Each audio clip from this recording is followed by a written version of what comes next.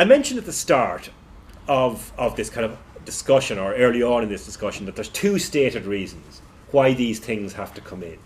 The first is to be compliant with the World Trade Organization, okay, because the waiver that allowed the previous schemes is going to run out. The second is that because they haven't worked, the existing ones, the old ones haven't worked, they haven't boosted the economic development of the poor countries concerned. Now, a lot of people would argue that there's a third reason, which goes back to the question of the General Agreement on Trade in Services, which is to allow European exporters better access to these markets. So that kind of self-interest argument is often advanced by organisations like Tradecraft and Christian Aid and others. And there's probably something in it.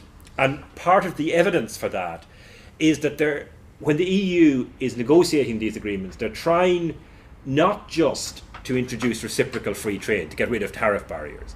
They're also trying to get the countries concerned to sign up to a whole set of economic policies and practices. So, for example, they want the African countries and others to liberalise public procurement, to allow European firms to bid for public works contracts without supporting or prioritising local contractors. They want to liberalise all service sectors. So it's not just the sectoral requests that you had with the General Agreement on Trade in Services. They want to build into these economic partnership agreements a commitment to liberalise the service sector in its entirety, again allowing European firms access. And they want to make sure that these countries reform their investment regulations to ensure that European firms receive at least as favourable treatment as local firms, again meaning that African and other countries would not be allowed discriminate in favour of locally owned firms or require European companies to abide by certain conditions. Now, the Commission's point, these all, to some extent, provide grist to the mill of those who argue that it's really about creating commercial opportunities for European companies.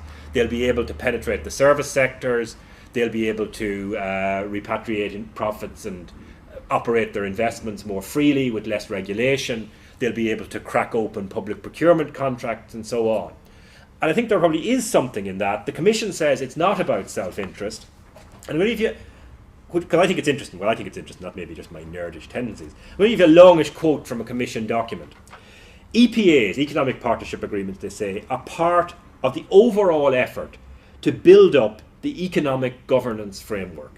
The stable, transparent and predictable rules necessary to lower the costs of doing business, attract fresh domestic or foreign investment, make producers more diversified and competitive. You have to make these things comprehensive, dealing with all the rules and issues that concern private investors and traders. So things like investment rules, they say, are not a luxury. They're fundamental factors. If you don't get these right, you're not going to promote economic development.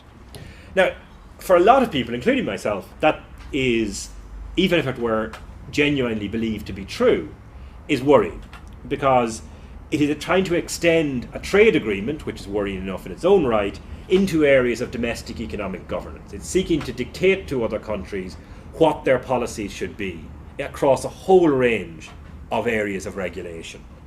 Again, a quote from a Commission memorandum with a very classic example of Commission speak: everyone should acknowledge that investment, public procurement and competition policy are essential parts of successful economic governance. But not everyone does acknowledge that, nor do they see why they should. They see instead an attempt on the part of the Commission in particular to lock African, Caribbean and Pacific states into a particular model of economic governance, reflecting a longer term shift from redistributive interventionist models, which weren't always successful, but nonetheless countries have a right to pursue, towards one founded on much more grounded on much more neoliberal orthodox principles. Now that's where I think, and I'm going to just mention it in passing, that's probably where the charge, I'm not wholly sure about the term, that is I think where the charge of neocolonialism makes some sense, because it's not just an attempt to crack open foreign markets, it's not just trade, it is actually an attempt to govern or to impose a governance model, which of course is the characteristic of a colonial framework. It's the actual assumption on the part of an external power of the right to dictate how a country should be governed politically or economically.